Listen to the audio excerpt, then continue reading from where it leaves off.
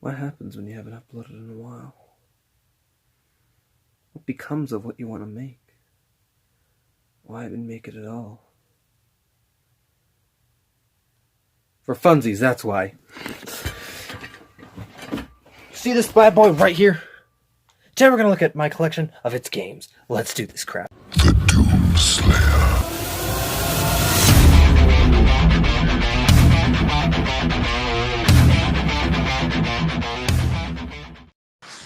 Hey guys, All Davister here. Back for another strange video, I guess. I don't really know. I spent an hour yesterday recording a bunch of footage for a couple ideas I had, but after listening to the audio to it, I'm like, no. So we're gonna do this bit by bit with each game. Actually, I'm just gonna do this the exact same way I did my Merge Cube review. So yeah, let's do this.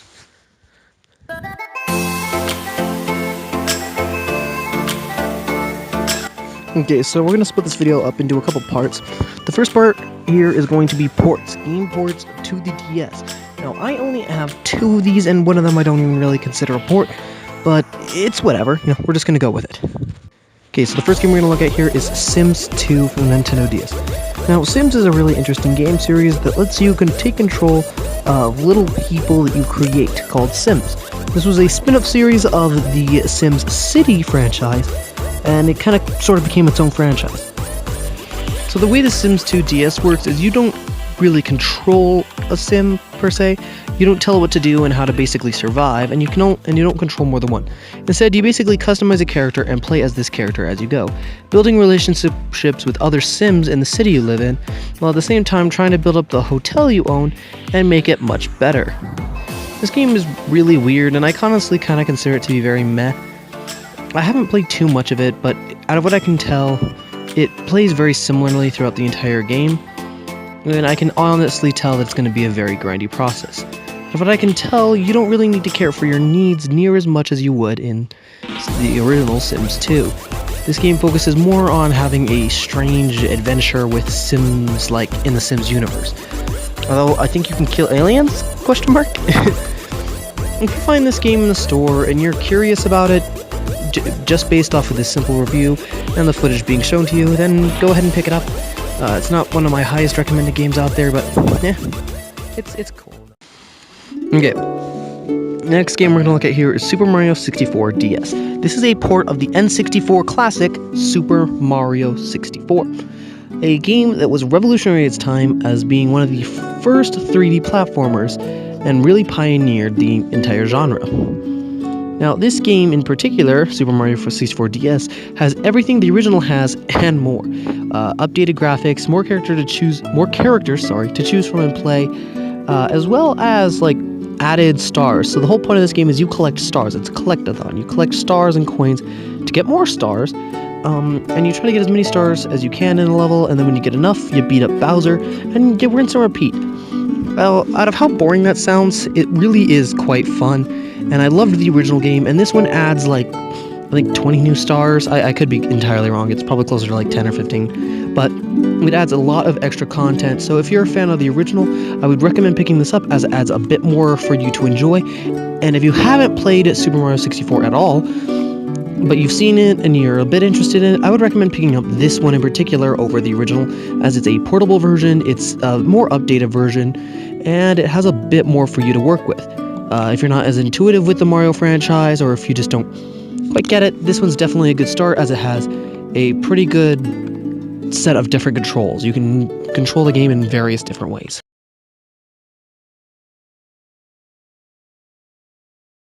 Okay, the next bits of games, or this part of the review, is going to be focused on games that I personally think are a bit meh. They're games that I don't... Well, I like them, but it's not like I'm just itching to play them, just because I don't like something they do, or I have an older version of the same franchise that I just like better. At the same time, there is one exception here that I like mostly on a technical level, but I have a port for it on the PS2 that I'd rather play than this, to be honest with you. It's also one of the few that I've also played all the way through. Having said that, objectively, these games are really good games, and if any of these seem interesting to you, I would recommend picking them up. They're all really good. Yeah. Okay, getting into the first game of the, I guess, meh category, we have Super Mario Bros. New Super Mario Bros. For the Nintendo DS. This game is a Mario Bros. Game. Like, if you know what it is, you're golden. It's a 2D Mario Bros. Game, so if you want your 2D and 3D mix, you can get 64 and this. I just don't personally like it as much as 3 World, Yoshi's Island, 64, you know, those ones. But it's still pretty good. Honestly, it's I just don't like how it feels very, I guess, childish. It has a very cartoony look to it. Not that the originals didn't. It's just this one feels more like it was made for a younger audience. But having said that, it's a really decent game. Adds enough challenge to still be interesting. I just don't like its art style or its level design near as much as some of the older ones. If you want a nice portable Mario game, this one's one of the best, aside from all of the remake ports that were made for the Game Boy Advance. For the DS, this is one of the better ones, and I think it had its sequel on the 3DS, so, you know, that's pretty cool. If you're thinking about picking it up, I would recommend if you enjoy the Mario franchise and you're not put off by easier content. I know a lot of people who would probably enjoy this over any of the older ones, considering how tough as nails the first one is. Hot tip to all the viewers out there who want to make their own YouTube videos. Oh lord. Don't eat 3 pieces of lasagna. Throw yourself under a blanket with a couple pillows tucked between you and try to record laying down. It is nauseating. Oh goodness. Okay, the next game on our list is Scribblenauts Collection. Now, Scribblenauts Collection is actually 2 different games. It has Scribblenauts and Scribblenauts Super, or Super Scribblenauts. I can't remember the name right now, goodness. Both games follow the same basic premise. Whatever you write down, it just pops into the world. Both have linear levels that work pretty, it's very simplistic and it has more of a audience for children. But if you're a young adult, or heck, even an adult, who wants to just mess around and try and find all the wrong ways to complete the levels, in whatever way you think, it can honestly be kind of a blast just to mess around wrong. It's not really a learning game by any means, but it kind of has those vibes to it. Both games actually have different controls to them, and so I haven't completed either of them. Some of them are actually a bit challenging, oddly enough, where it's like, well, how do I complete this? And then when you do complete it correctly, you're like, oh, I'm an idiot. But yeah, really fun game if you just want something very simplistic and fun. It can also work to distract your little sister when she just wants to play in your DS. Oh, good grief. I accidentally named it recording 3. Goodness. Oh, this is so annoying to do. It's so hot under here so quickly. Ugh. Okay, this next game is kind of a technical marvel, as it is LEGO Star Wars The Complete Saga. This is actually comparable to every other LEGO game to exist, that's not portable, that was made for console. The reason I say that is because it actually has 3D models running around on a 3D plane, just doing things that they would do in the normal levels. With other games, you see sprites running along, isometric views that are just really ridiculous, and even early DS games had this same formula when it came to the LEGO games, and they were just kind of hard to look at. But this game is just really cool in how it works. Now, the gameplay is a LEGO Star Wars game. It's just LEGO Star Wars. I personally don't like those games near as much as other games I could be playing that are also kind of a collectathon, beat 'em up. I don't know how to describe it. But this game has a lot of fun puzzles and lots of collectibles to get throughout the entire game, with something like, I think, 27 levels? No, there's far more than that. There's a lot of levels. I think it's like 5 levels for each episode of Star Wars. It's really just cram-packed. The interesting thing, though, is that animations or cutscenes are not done on the in-game engine, and are not done as pre-rendered cutscenes. They are done as kind of like a slideshow thing. It looks really wonky, but it works. Having said that, if you find this game and you like the LEGO Star Wars series, I would recommend it. It's a really good portable title. Okay. That was weird. Anyways. Okay, last game we're going to look at here is Yu-Gi-Oh! World Championship 2007. This is Yu-Gi-Oh! Literally the card game. It's a card game, but it's digital format. Not much to say here. It's from 2007. It's actually really old. There's not a lot of the cool stuff that exists nowadays, like there's not a lot of the cool stuff that exists in Yu-Gi-Oh! Like that we have nowadays, like Link summoning or the white card. I forgot its name, but I'll probably think of it during editing. Or the black cards or the pendulum cards. We don't have any of those. It's just simplistic, original Yu-Gi-Oh! Even having some old, outdated rules. I'm assuming the way this was worked is each player in this championship was given a DS or had their DS and was given a cartridge to play on, and they used this cartridge to play matches and just earn money, credits in the game, to buy stuff from a shop and then upgrade their deck and continue fighting. I'm assuming that's how it is, but I can't be certain. And then it was released to the public later on. This actually came with 2 Yu-Gi-Oh! Cards, but I of course didn't get them because I bought it secondhand. I'm gonna record the rest of the audio like this just to see if it's any better or any worse. This is gonna be the most off-putting part of the video, and you know what I'm gonna do? I'm not gonna do anything about it, because you all suck. Ha! But anyways, yeah. If you can pick this up, I wouldn't recommend it, honestly. This is one of the few games in this entire review where I will not recommend picking it up. If you're some sort of big Yu-Gi-Oh! Fan, or big Konami fan, go ahead and pick it up. You could just play the card game. If you're someone who's playing Yu-Gi-Oh!, you probably already have the card game, and if you're just wanting, I guess if you want to have a digital version, you keep, and you want to buy a bunch of copies for you and your friends to use, I don't know, maybe you're like me and you bought it and you have an R4 card, and you're like, I can just make a rip of this game and play it on that. But it's the coolest biggest thing about this is it has 3D models on the actual field. Like, when you place the card, you have the 3D model sitting on the field to represent the card, and that's the coolest thing about it. Like, modern Yu-Gi-Oh! Games don't even do that. Duel Links. Yeah. I don't know. I don't really recommend this one. Don't know why I have it still. It's just kind of one of change. Yes. I don't know. So this is between recordings. I actually decided to load the game up on my DSi. This game doesn't actually have 3D models, so I gave Duel Links a hard time for no reason. Although it does have an intuitive 3D arena that looks really nice, and the whole thing is just kind of interesting. But I still don't recommend picking this up. But actually looking at it though, this game has a surprising amount of content to go into it. There are CPU battles with up to 6 different CPUs.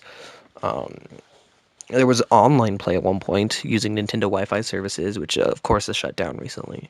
Not even recently, it's just shut down. But yeah, I figured I'd mention that post making this video? Before making this video. I'm just gonna say before, because it's dumb to try and sound smart when you're not.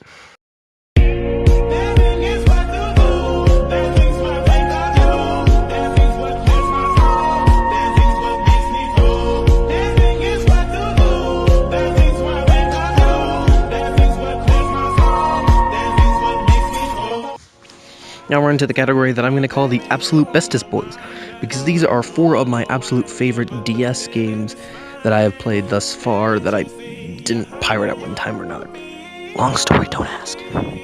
I don't pirate games nowadays, I swear. My stupid recording studio's breaking. Dang it. Okay, come on. Okay, the first game we're going to look at here is Phoenix Wright Ace Attorney. Ooh, figuring out how to say everything I wanted to say about this thing is kind of difficult, so I'll just jump in. Phoenix Wright Ace Attorney Justice for All is the second game in a trilogy of DS games released for the DS. Yeah, that's what I meant to say, of course. Anyways, this series revolves around you, the character, Phoenix Wright, being an attorney defense in what I can only assume is Japan. Because where else would it be? This game features over-the-top lawyer drama, just everything. The way characters interact in court, the way investigations are handled, and the way interrogations are handled is just over the top and ridiculous. Dialogue is super funny and campy, but at the same time can really get the point across. And this game has interesting gameplay. I've heard some people say that the investigation parts of this specific game which would be the second in the series. I don't own the first, and I never played it. I've got to say about that, though. Has more of a droning... Sorry guys, I'm recording under a blanket with 2 pillows behind me. It gets really, really hot. Ugh. Okay, and I prop myself up with my friggin' elbows, and I'm trying not to move, and it's just uncomfortable. Okay. A lot of people have said that the investigation parts of this game can be kind of boring and drain on way too long. But the most fun part about it is obviously just smashing your hands on the table and objecting to whatever the idiot in front of you is saying. This game is just generally good all around, and something I haven't talked about much overall in this video is sound design, because every game has had pretty much good sound design. This game, its sound design is so well done. It really puts emphasis where it needs to be put. I tell you, it's a good game. Would recommend. I've only played through the first, I've played through the prologue and a bit through the first chapter, but I literally got stuck, and I'm reluctant to look up a walkthrough on it, but I literally don't know what else to do, so yeah. I didn't say this in the video, but if you can find this game on the shelves, get it. If you can find any of the Ace Attorney games for the DS, except for the 4th one, I forgot to mention there actually is a 4th one out there. Don't get it, but get the first 3. They are absolute marvels and have great writing, amazing dialogue, wonderful sound design, just all over good gameplay. Anyways. Okay, this next game we're looking at is Square Enix, that's right, the guys who made Final Fantasy, their game called The World Ends With You. This is an interesting RPG as it doesn't take traditional turn-based combat as other Square Enix games would, but instead it focuses on a really amazing, I want to say bombastic, attack style. The way this game works is you attack by using the bottom screen to slash, tap, and hack at your enemies. And overall, it seems very like, oh, okay, that sounds simple enough. I can do that. But at the top screen, you use either the D-pad or the WASD, or using the A, B, X, and Y buttons to command the person on the top to attack in certain directions and stuff. Having to focus on the 2 in rapid succession. If you focus on the 2 in just a good grief, and timing attacks between the top character and the bottom character to make sure that their attacks sync up is a real challenge that makes it so you do much more damage to your opponents. This game requires a lot of concentration and a lot of time to get used through. I played this game for a while, thought it was really fun, and then had to drop it for about a month before I eventually came back. Being determined, I picked it up and played it and really practiced out the controls. It really takes practice in order to fully work with this game. I would highly recommend it if you want a less traditional RPG with amazing music, a wonderful cartoon, comic book-esque art style, and just overall good writing. I give this game a 10 out of 10. Whatever. Just would recommend it, okay? If you find it on the shelves, get it. Okay, this next game, I wasn't actually sure whether to put it under ports or what, because this is this is Pokemon Mystery Dungeon Blue Rescue Team, which I either had another version made for the Game Boy Advance, or I don't really know, because I know that there was also a Red Rescue Team, but I don't know if it had a version for the DS as well, or if Blue Rescue Team was the DS version and Red Rescue Team was the GBA version, or if they both had a GBA version and they both had a DS version. I don't really know. And the research I found, like 2 searches on Google and 1 YouTube video, I can't figure it out. So I'm just gonna go with it as it is. This game is a turn-based, I want to call it a dungeon crawler, because it kind of is a dungeon crawler. The whole point of this game is you are a Pokemon in the world of Pokemon. You and a Pokemon friend team up to save a Caterpie that's lost in a fissure. What the heck is that? Oh, that's a fissure. That explains a lot. Anyways, you and your buddy decide to make a rescue team where you help Pokemon in different dungeons get out of them safely. And yeah, that's the basic premise. Now, this game is weird, because I don't know whether to recommend it or not. I put it in the bestest boys category because I do really like it, but I've only played through the first level. That's really stupid to say, but at the time of conceiving this idea, I didn't own this game. So, would I recommend it? If you're a Pokemon fan, if you're a Dungeon Crawler fan, if you're a guy who likes the weird, wacky, and ambitious, go for it. It's a fun game. And the last game we're going to be looking at today is Zelda Spirit Tracks. This is the sequel to Zelda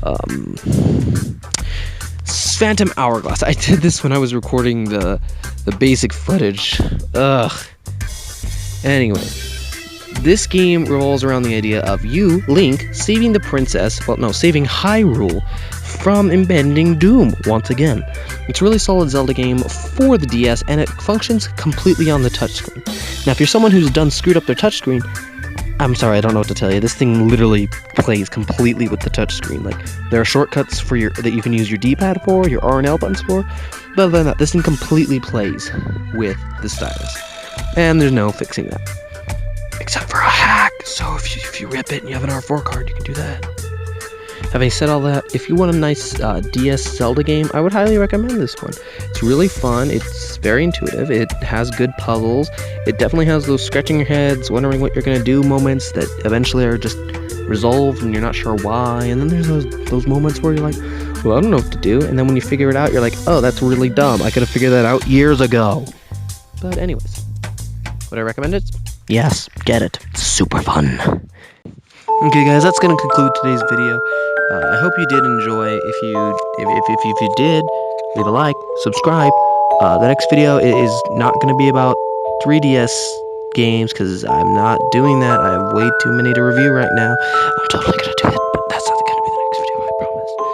The next video is actually probably gonna be the discussion I had with myself on which was better, DS or PSP. Like, this is an interesting question that I think I'm gonna do a video on later. Like, just a talk to myself video and, I don't know, post the results with a weird monkey. I don't know what I'm doing. Oh, goodness. Ugh. I'm gonna post some weird stuff. If you don't like it, sue me.